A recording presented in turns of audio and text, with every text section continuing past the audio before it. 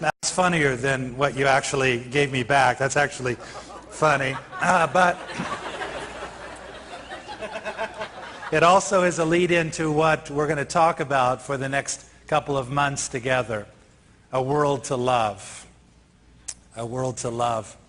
The theme of this series all comes out of a famous, maybe overly familiar verse in the Gospel of John, chapter 3, verse 16, that tells us that God so loved the world that he gave his one and only Son, that whoever believes in him should not perish, but have everlasting life, have eternal life. That passage is much more than what I fear it's become kind of culturally, a kind of slogan, a bumper sticker, if you will, a sign someone holds up at a sporting event. That verse contains some of the most profound truth that summarizes really the intent and the purpose of God in the world, and in particular God towards our lives. What we hope to do over the next couple of months is wrestle with this truth in such a way that we are able to identify this world that God so loves and embrace it in a similar loving way. I believe that that is the goal of our life.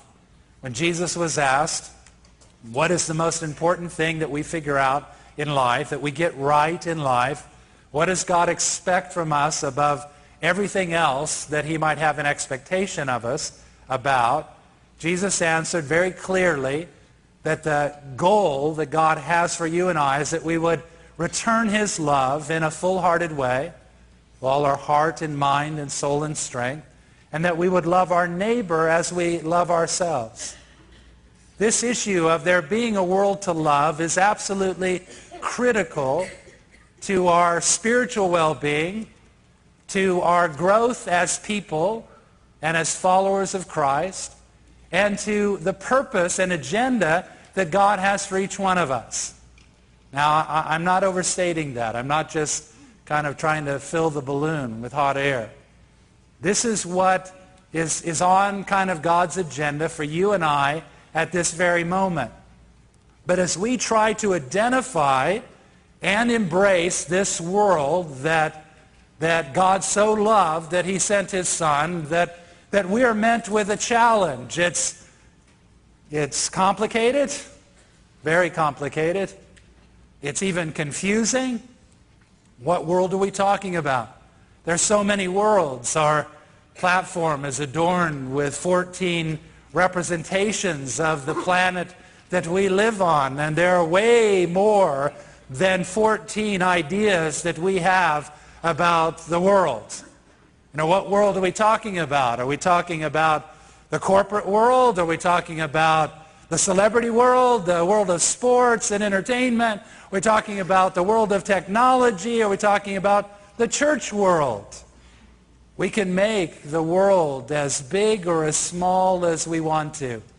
Some people make the world so vast, you know, they're thinking about life in other galaxies that they never have met or have any connection to, and that's, you know, that the world is so big as to be almost impractical and unrelatable. And some people make the world so small. One lover says to the other, "You're my whole world." What world is it that God so loved? The Bible understands this complexity. Maybe it contributes a little bit, if we don't interpret it right, to our confusion.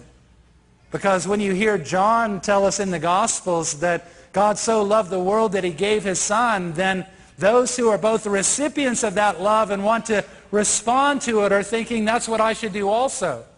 But then John will write in one of his letters in the New Testament, and he will say this. I quote these two passages for you in your notes, the first two passages. He'll say, "Do not love the world or anything in the world. If anyone loves the world, the love of the Father is not in him. For everything in the world, the cravings of sinful man, the lust of his eyes, and the boasting of what he has and does, comes not from the Father, but from the world."